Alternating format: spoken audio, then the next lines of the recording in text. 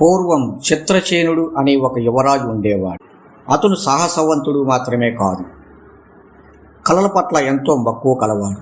ఒకరోజు అతను ఒక అందమైన విగ్రహాన్ని చూసి ఆ విగ్రహంలో ఉండే రాజకుమారిని తప్ప మరెవరిని పెళ్లి చేసుకోనని పట్టుబడ్డాడు. ఆ విగ్రహం ఎక్కడిదో, అది ఎవరి రూపమో ఎవరికీ తెలియదు. తన మనసు మెచ్చిన ఆ సుందరిని వెతుకుతూ చిత్రసేనుడు తన రాజ్యాన్ని వదిలి దేశాటన బయలుదేరాడు. దారిలో అతనికి అనేక అడ్డంకులు ఎదురయ్యాయి. ఒక అడవిలో క్రూర మృగాల నుండి ఒక వృద్ధుడిని రక్షించాడు. ఆ వృద్ధుడు ఒక సిద్ధుడని తెలిసి అతని ద్వారా గాలిలో ప్రయాణించే పాదరక్షకులను వరంగా పొందాడు.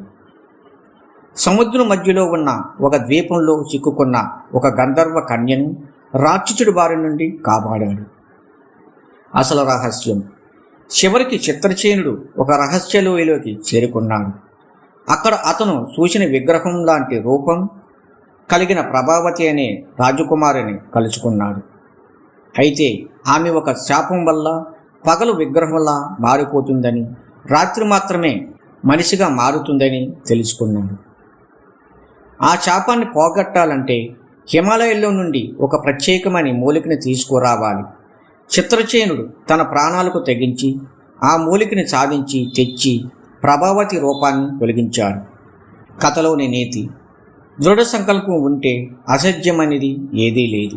సన్మార్గంలో చేసే సాహసానికి దైవబలం కూడా తోడవుతుంది.